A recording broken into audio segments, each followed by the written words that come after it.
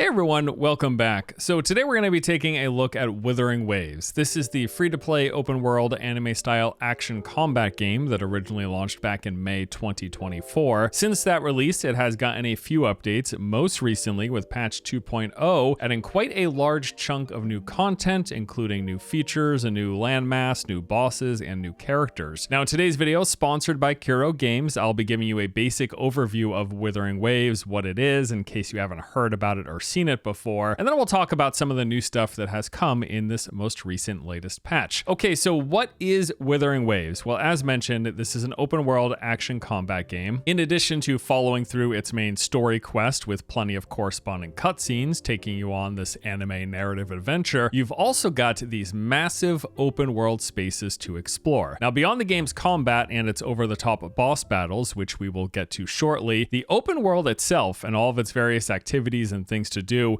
is probably what I've enjoyed most about playing this game. We are talking these massive open play spaces where you've got full reign to roam with the ability to dash, glide, grapple hook, and climb anywhere you please, and this entire space fully explorable and chock full of things to do, with points of interest, enemy camps, NPC cities and towns, dungeons, boss arenas, and loads of side activities, puzzles, and challenges. If you just enjoy like going around an open world and engaging in a variety of different things, Wuthering Waves has plenty to offer. When it comes to open world activities, there are loads of puzzles, combat, and traversal challenges to be found. In most instances, these are going to reward you with loot chests that come with a variety of items, resources, and currencies used to fuel the game's various progression systems. So you've got things like typical combat encounters, you'll come by some camp or ruin, you'll kill the nearby enemies, and collect your reward. But there's also a significant variety of puzzles where you'll need to do some figuring out. So in the base version of the game, they had some simple ones like color linking without crossing lines, finding things to activate pressure plates, and puzzle boards. And then most recently with 2.0, they added a bunch of additional interesting ones, like these paintings where you'd have to color swap the tiles in proper order so that they all match accordingly, or flying through these aerial courses, collecting rings, searching a particular area for numerous hidden chests, and avoiding projectiles while trying to stand on a platform. And that is just a small portion of the wide variety of puzzles that are in this game, where you will have to spend not a significant amount, but some amount of time trying to figure out the solution. And then there are the challenges with both combat and traversal variants, where you will have some objective to complete in a limited amount of time. So the basic combat ones are going to ask you to like fight a mini boss or fend off various waves of increasingly difficult enemies or shoot at these moving targets, while the traversal challenges task you with either climbing, grappling, jumping, flying, or some combination of those things through this obstacle course somewhere in the open world before this timer reaches 0. And then beyond those puzzles and challenges, there's plenty of other things that you'll find in the open world. These include just basic camps of enemies. You'll come across these variety of points of interest that are going to be full of different enemies, usually with some bigger, stronger enemy at the center. These locations tend to also have a variety of collectibles and reward chests for you to find. There'll be areas with loot that's hidden behind destructible debris like weak rock formations or these vine trap brambles. These can be destroyed or burnt by using nearby explosives. And then beyond your glider, grapple hook, and the ability to free climb anywhere, there are other things that aid in your traversal found in the world, like jump pads that will launch you upward. And then outside of what you find in chest, the open world also has many different resources and collectibles that are used for progression. These come in the form of picking up flowers, plants, ores, and then various specialty items like the Sonance caskets. The open world also has a variety of dungeons, many with specific unique mechanics. So for example, one of the first ones that you're going to come across out of nowhere suddenly turns the game into a 2D side-scrolling platformer, and then many of the subsequent dungeons you will discover will have similarly interesting twists to them. And then the other big thing in this game is found all throughout the open world, scattered about every zone, is a vast array of boss arenas where you will pit your team against these challenging encounters. Now, once you learn the fight and you go through it the first time, these are actually farmable and are a main source of collecting some of the resources needed for various forms of character and gear progression. And let me just say, as you can probably see here, these boss fights are quite interesting in my experience, every one of them unique, not only in the character model themselves and their mechanics with some variation of dodge the big attack and don't stand in the fire please, but then also they're unique in their presentation. As mentioned, and as you've probably seen here, this is an anime game and has some of those expected crazy over-the-top set pieces that go along with a lot of anime. This includes some rather interesting character design and backdrops that are included and interwoven into the process of going about these fights. Now, as I mentioned earlier on,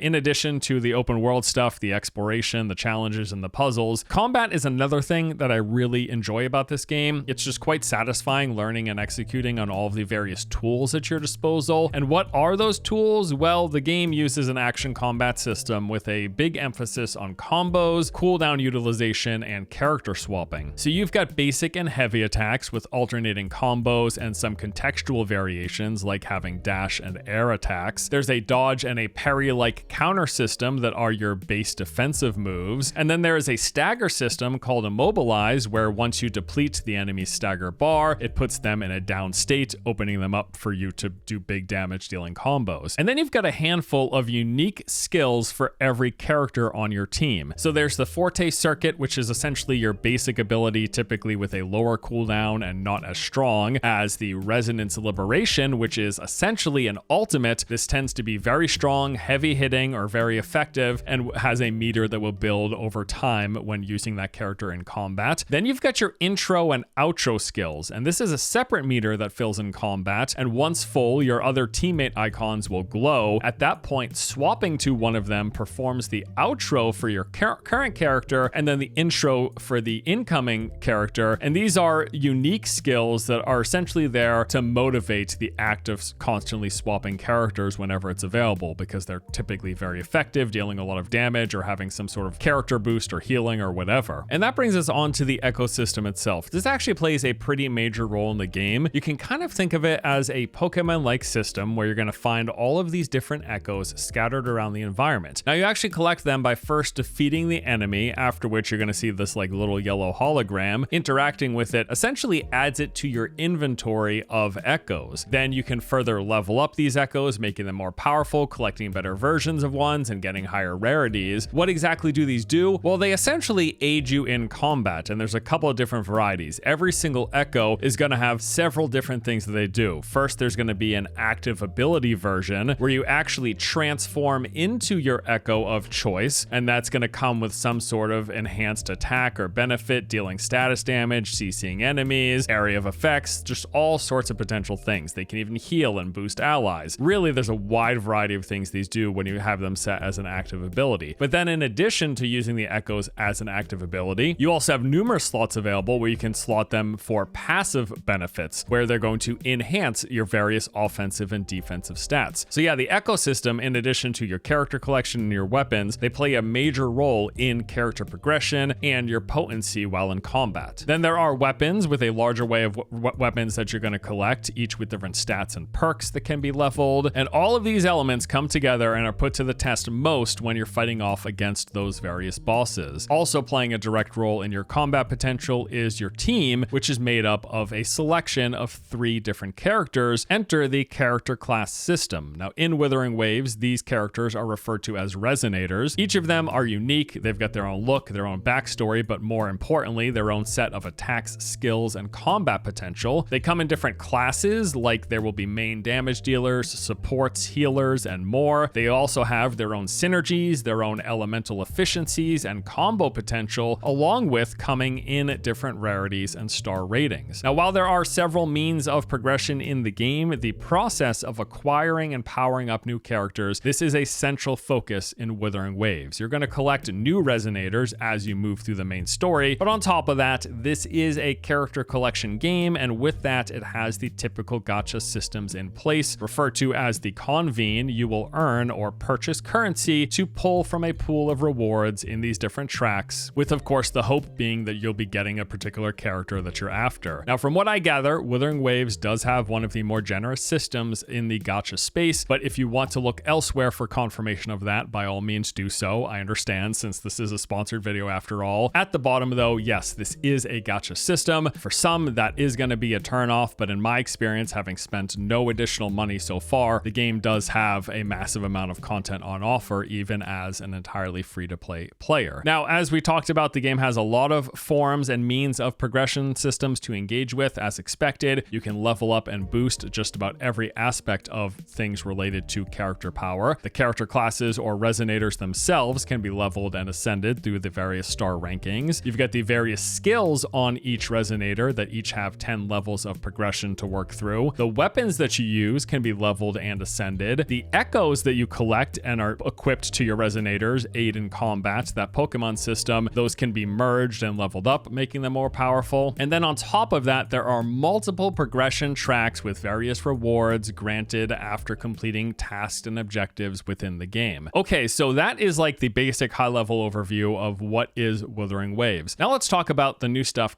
that came in patch 2.0. Now, in addition to the game now launching and available on PlayStation console, this update added a bunch of new content into the base version of the game. Okay, so for starters, there is the entire new area of Renacita. This is an expansive map which consists of 8 unique regions, and the whole thing introduces this like new artistic style over what was in the game previously, with a lot of artistic flourish to it. There are some interesting narrative-based places for you to check out that tie into this update story, such as the Carnival and Nation of Echoes. This new region also brings with it a more streamlined exploration-based experience, as they really incentivize just going around the world and checking out points of interest that catch your attention, of which you'll find plenty all over the place. Now with this comes a bunch of new and varied open world events and challenges to take on, different from the base game. These come in a few forms and are spread all throughout the new region. So there is Dream Patrol. These are combat focused events where you'll have to fight enemies and defeat them while also completing certain objectives. So typically they're going to ask you to reach a combat S ranking, which just means you're being very active and dealing damage. But then they might also say don't get hit more than X number of times by certain attacks or enemies. Or they might say perform counterattacks or dodge counters during the fight. Or if you're fighting against a group rather than a single opponent, they might ask you to defeat one particular enemy last, killing all the other ones prior to that. There's also treasure spots where you'll go to a location and have to use your sensor to scan, locate, and open several nearby chests. There's typically, in my experience, anywhere between 3 and 5 chests at these locations, and sometimes actually getting to the chest isn't as simple as locating it and walking up and opening it. Sometimes it's going to be locked behind some small mini objective, like kill some nearby enemies. And then also typically this is going to involve some navigating around the area, scaling on top of buildings, or going underneath areas. Then there are the Echo challenges, like Echo Challenge Illusion. These are quite different as they sort of like phase you into an alternate reality. Each of them have a unique thing they're asking you to do, like flying through rings to follow someone, attacking turtle shells to break balloons, or traversing a course collecting chests along the way. And then there's also Echo challenges directly tied into the flight mechanic, where you're going to be lifted up high into the air and then dropped off, shifting into flight form, having to traverse an aerial course, flying through these rings, collecting them, accumulating points before a timer reaches 0. The more that you get, the higher you're going to score. Now, beyond those events, there's also a fairly large variety of new puzzles and challenges throughout the new region, like the Overflowing Palette. You're going to find these glowing paintings out in the world, and you interact with them and then are presented with like a series of blocks. Your goal is, in a set number of moves, to change all of the blocks into a particular color, and this takes some thinking as to how exactly you should do it and in what order you're swapping blocks from one color to another. There was also one where I would go to a platform, standing on top of it, and then all of a sudden you're presented with a series of attacks that you have to dodge. They actually perform a knockback if you get hit. So the whole idea is, without running out of stamina, dodge the attacks and don't get knocked off the platform. Or there's ones where you have to trace a path. So it starts off by giving you an aerial overhead view of what path you're supposed to follow, and then you zoom back into the third person and you've got to walk that path without diverting too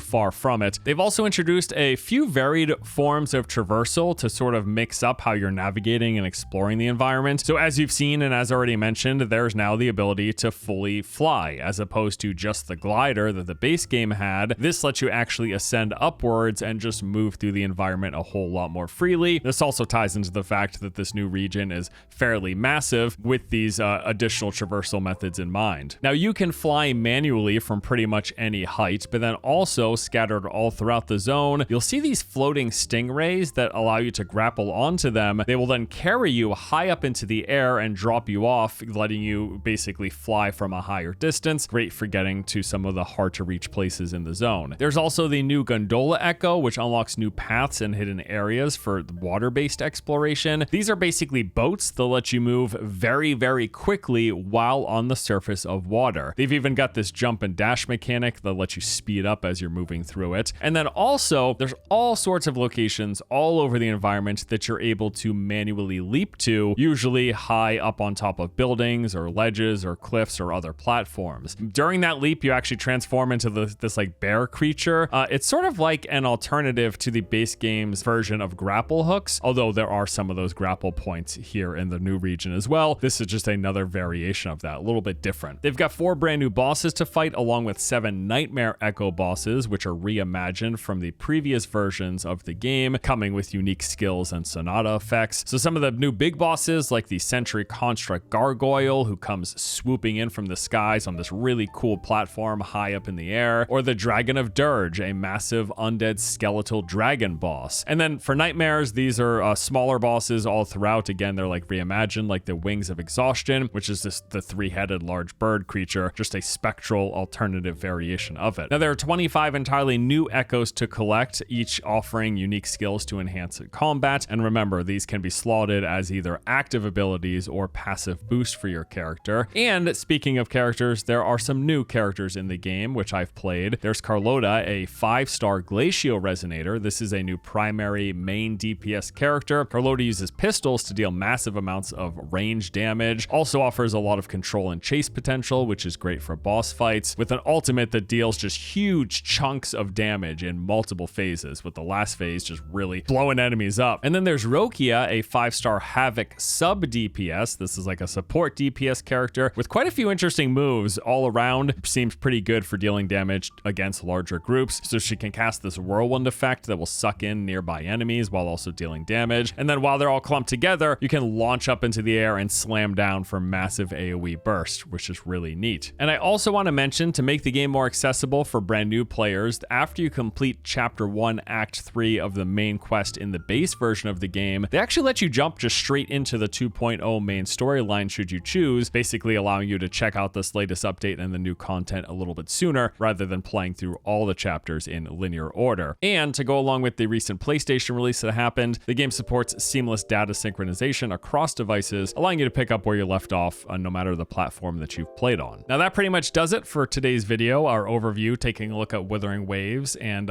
its most recent content. Version 2.0 is now available fully live. If you'd like to learn more, you can check it out yourself. Just use my link below. Doing so will let you download the game, and as a special gift, players can claim a total of 1,600 Astrites by just logging in. So thank you to Kuro Games for sponsoring today's video. Was happy to do this overview looking at all of the latest content. Hope you enjoyed it. Thank you as always for watching, and I'll see you guys in the next one. Take it easy.